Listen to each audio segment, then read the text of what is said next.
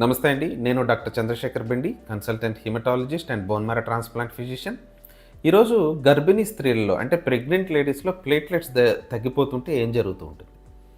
ఈ గర్భిణీ స్త్రీలలో ప్లేట్లెట్స్ తగ్గడం అనేది చాలా డిఫరెంట్ మేనిఫెస్టేషన్స్లో ఇది జరుగుతూ ఉంటుంది.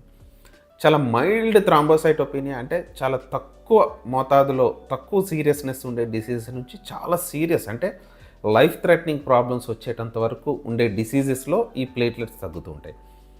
ఏ వ్యాధితో ఆ గర్భిణీ స్త్రీ బాధపడుతుంది అనేది మనం కనుక్కొని దానికి కరెక్ట్ టైంలో కరెక్ట్ ట్రీట్మెంట్ చేయకపోతే కొన్నిసార్లు సీరియస్ మేనిఫెస్టేషన్స్ అయ్యే ప్రమాదం కూడా ఉంటుందన్నమాట.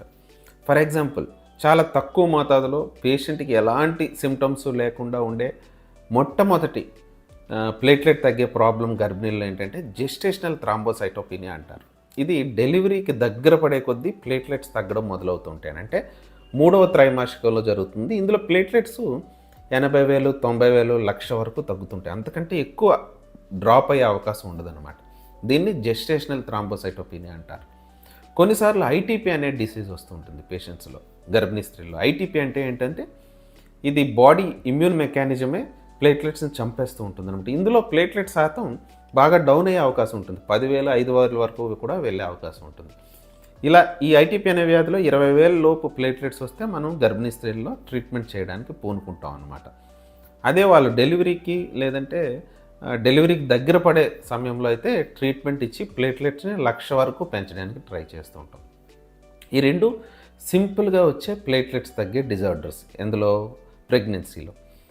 అదే సీరియస్ డిజార్డర్స్ కొన్ని ఉంటాయి. అది డెలివరీకి దగ్గర అంటే డెలివరీ అయ్యే సమయంలో కానీ డెలివరీ అయ్యాక కానీ కొన్ని రకాల డిసీజెస్ ఉంటాయి. వాటిని టీటీపీ అంటారు, థ్రాంబోటిక్ థ్రాంబోసైటోపెనిక్ పర్పురా అంటారు, హెల్ప్ సిండ్రోమ్ అంటూ ఉంటాము, కొన్నిసార్లు ప్రీ ఎక్లాంప్షియా, ఎక్లాంప్షియా.